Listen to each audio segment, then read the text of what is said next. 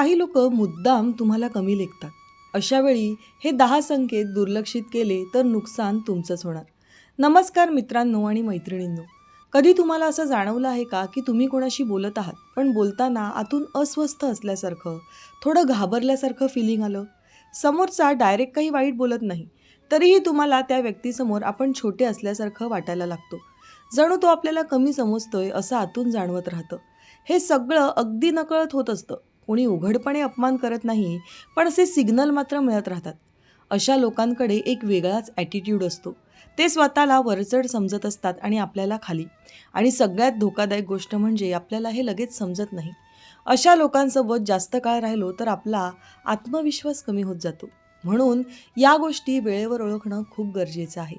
आज आपण अशाच काही गोष्टींबद्दल बोलणार आहोत, जे दाखवतात की समोरचा तुम्हाला कमी लेखतोय. आणि त्याचबरोबर अशा लोकांपासून स्वतःला कसं वाचवायचं तेही आज समजून घेऊया. 1. आपण बोलत असताना सतत मध्ये मध्ये बोलणं. एखादा संवाद सुरू आहे आणि तुम्ही काही सांगत आहात, अशात समोरचा सारखं मध्ये मध्ये बोलायला लागतो. तुमचं वाक्य पूर्ण होऊ देत नाही. तुम्ही काही मुद्दा मांडत असता आणि तो अचानक स्वतःचं मत मांडायला सुरुवात करतो. हे फक्त मध्ये बोलणं नसतं, तर तुम्हाला कमी दाखवण्याचं लक्षण असतं. त्याला वाटतं की तुमचं बोलणं तितकंसं महत्त्वाचं नाही. त्याच्या डोक्यात आधीच ठरलेलं असतं की त्याचं बोलणं खूप महत्त्वाचं आहे, म्हणून तो तुम्हाला पूर्ण ऐकूनच घेत नाही. यामुळे होतं काय, हळूहळू तुम्हालाच वाटायला लागतं की कदाचित माझं बोलणं इतकं महत्त्वाचं नाही. ऑफिसमध्ये किंवा घरात हे खूप वेळा होतं, जिथे तुम्ही मेहनत करता पण तुमचं बोलणं कोणी पूर्ण ऐकतच नाही. ही गोष्ट तुमचा आत्मविश्वास कमी करते. तुम्हाला हळूहळू बोलायला भीती वाटू लागते. तुम्ही स्वतःच गप्प बसायला लागता. लक्षात ठेवा, जी लोक तुम्हाला बोलताना मध्येच थांबवतात ती तुम्हाला त्यांच्या इक्वल मानत नाहीत. ते तुम्हाला खाली दाखवण्याचा प्रयत्न करत असतात. हे वेळेवर ओळखणं खूप गरजेचं आहे, नाहीतर तुम्ही स्वतःच स्वतःला कमी समजू लागता. 2. फक्त स्वतःबद्दलच बोलत राहणं. काही लोक अशी असतात की त्यांना फक्त स्वतःविषयीच बोलायचं असतं. तुम्ही काही शेअर केलं तरी त्यांना त्यात रस नसतो. तुम्ही म्हणाल की आजचा माझा दिवस खराब होता, तर ते लगेच स्वतःची गोष्ट सांगायला सुरुवात करतात. तुमचं ऐकून घेण्याची त्यांना सवयच नसते. त्यांच्यासाठी तुम्ही फक्त एक लिसनर असता. तुमच्या भावना, तुमचा आनंद, तुमचं दुःख त्यांच्यासाठी महत्त्वाचं नसतं. हळूहळू तुम्हाला वाटायला लागतं की माझी काहीच व्हॅल्यू नाही आहे, मी फक्त ऐकण्यासाठी आहे. अशा लोकांना कायम सेंटर ऑफ अट्रॅक्शन बनून राहायचं असतं. बाकी सगळे त्यांच्यासाठी साईड कॅरेक्टर्स असतात. ते तुमचं अस्तित्व जाणूनच घेत नाहीत आणि तुमच्याकडे दुर्लक्ष करतात. ही सुद्धा एक प्रकारची डिसरिस्पेक्ट आहे, जी दिसत नाही पण जाणवते. म्हणून अशा लोकांपासून थोडं अंतर ठेवणं गरजेचं आहे. 3. टोमणे मारून कौतुक करणे.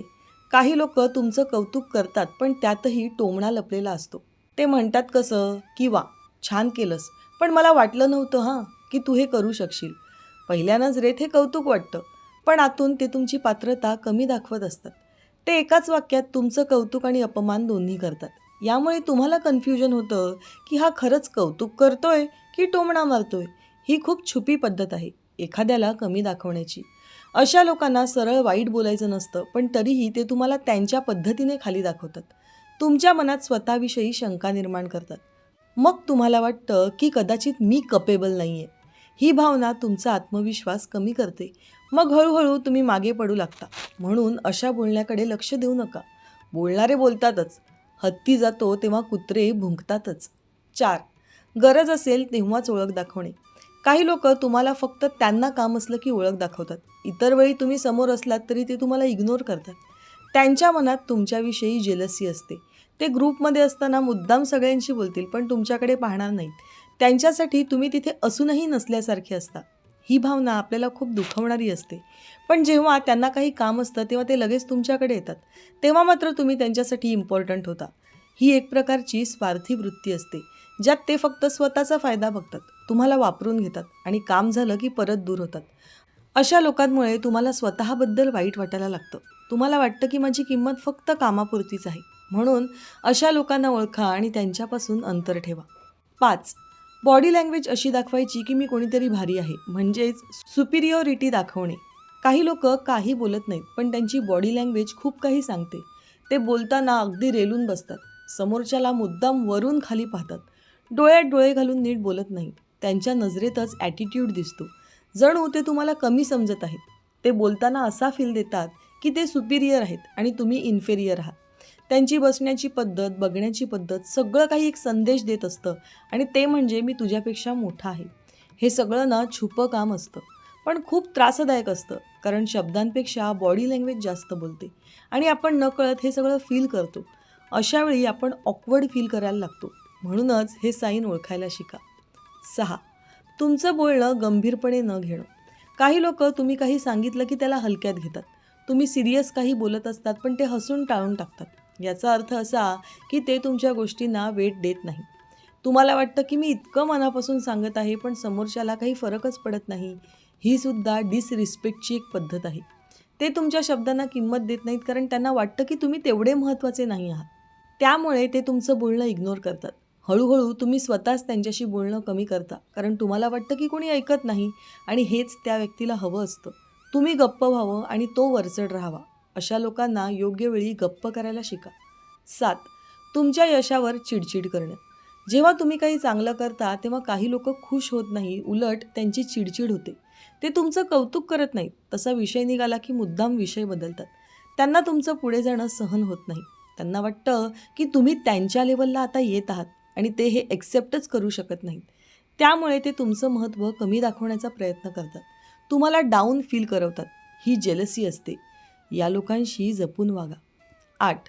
सतत तुलना करणं. काही लोकांना तुमची इतरांशी तुलना करायची खूप सवय असते. ते वारंवार तुम्हाला कोणाच्या ना कोणाच्या उदाहरणाने कमी दाखवतात. ते म्हणतात की तो बघ किती पुढे गेला आणि तू अजून इथेच आहेस, किंवा ती बघ किती स्मार्ट आहे आणि तू अजून शिकतेस. हळूहळू त्याचा परिणाम तुमच्या मनावर होऊ लागतो. तुम्हाला वाटायला लागतं की खरंच मी कमी आहे का, माझ्यात काही कमी आहे का, असे प्रश्न डोक्यात फेर धरू लागतात आणि तुम्ही स्वतःवर डाऊट घ्यायला लागता. ही तुलना कधीच पॉझिटिव्ह नसते कारण त्यात तुम्हाला मोटिवेट करण्यापेक्षा तुम्हाला कमी दाखवण्याचा उद्देश असतो. समोरचा तुम्हाला डायरेक्टली काही बोलत नाही पण कंपॅरिझन करून तुमचा कॉन्फिडन्स कमी करतो. तुम्हाला असं फील करवतो की तुम्ही पुरेसे चांगले नाही आहात आणि हे सतत झालं की तुम्ही मेंटली खूप कमजोर होता.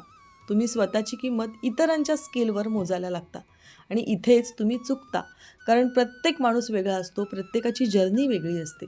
पण अशा लोकांना ते समजत नाही किंवा ते समजून घ्यायचं नसतं. त्यांना फक्त तुम्हाला खाली दाखवायचं असतं. म्हणून लक्षात ठेवा, जो माणूस सतत तुमची तुलना करतो तो तुम्हाला मोटिवेट करत नाही, तो तुम्हाला कमी समजतो. आणि अशावेळी स्वतःला थांबवून स्वतःची व्हॅल्यू समजून घेणं खूप गरजेचं असतं. 9. तुमच्यावर निर्णय लादणे.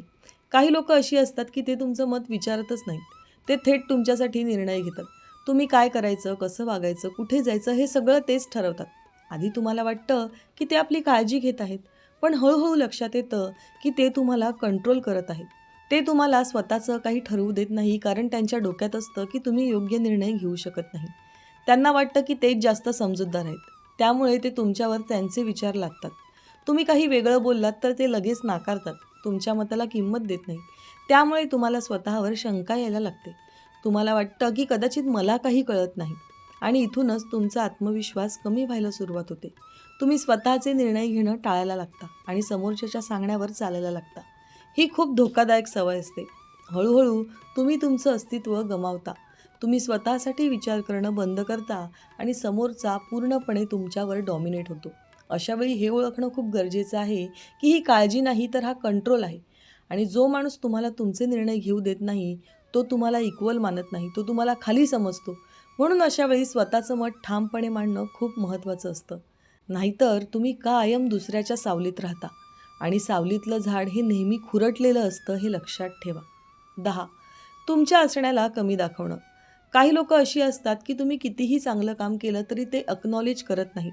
तुम्ही ग्रुपमध्ये असाल तर ते सगळ्यांना महत्त्व देतील पण तुम्हाला नाही. तुम्ही बोललात तर ते ऐकणार नाहीत. तुम्ही काही केलं तर ते मेन्शनसुद्धा करणार नाहीत. जणू तुम्ही तिथे नाहीत असं ते वागतात. ही खूप पेनफुल गोष्ट असते. अशा लोकांसमोर तुम्हाला वाटतं की मी काहीच नाही, माझी किंमत काहीच नाही आणि हीच त्यांची स्ट्रॅटेजी असते. ते तुम्हाला मेंटली कमजोर करतात. तुम्हाला इनविजिबल फील करवतात जेणेकरून तुम्ही स्वतःच मागे पडाल. तुम्ही पुढे यायची हिंमत करणार नाही आणि ते कायम वर राहतील. हळूहळू तुम्ही स्वतःहूनच साईडला व्हायला लागता. तुम्ही स्वतःच तुमचं इम्पॉर्टन्स कमी करता आणि हे सगळं नकळत घडतं. म्हणून हे ओळखणं खूप गरजेचं आहे, कारण जो माणूस तुमचं अस्तित्वच अक्नॉलेज करत नाही तो कधीच तुम्हाला इक्वल मानणार नाही आणि अशा लोकांपासून दूर राहणंच तुमच्यासाठी योग्य असतं. मित्रांनो, आयुष्यात सगळीच लोकं आपल्याला समजून घेतील असं नसतं. काही लोकं आपल्याला कमी समजतात, आपल्याला खाली खेचण्याचा प्रयत्न करतात. पण सगळ्यात महत्त्वाची गोष्ट म्हणजे आपण स्वतःला कसं बघतो. जर आपणच स्वतःला कमी समजायला लागलो तर जगही तसंच वागणार आहे. म्हणून आधी स्वतःची व्हॅल्यू ओळखा. कोणीतरी तुम्हाला इग्नोर करतंय, इंटरप्ट करतंय किंवा कमी दाखवतंय म्हणून तुम्ही कमी होत नाहीत.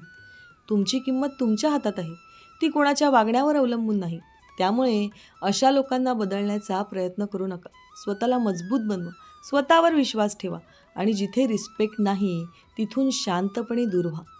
सेल्फ रिस्पेक्ट सगळ्यात महत्त्वाचा असतो आणि लक्षात ठेवा, जो स्वतःची किंमत ओळखतो त्याला कोणीही कमी दाखवू शकतच नाही. मित्रांनो, दररोज विविध सकारात्मक विचारांसह आपण भेटत असतो. तुमचे जीवनही असेच सकारात्मक विचारांनी भरून जावो. तुमच्या मनातील सर्व चांगल्या इच्छा आकांक्षा पूर्ण होत. तुम्हाला सुख समृद्धी लाभो ही ईश्वराच्या चरणी प्रार्थना. मित्रांनो, आजचे विचार जर तुम्हाला आवडले असतील आणि ते पटलेही असतील तर कृपया व्हिडिओला लाईक आणि चॅनलला सबस्क्राईब करायला विसरू नका. उद्या पुन्हा भेटूया नवीन विचारांसह. तोपर्यंत धन्यवाद.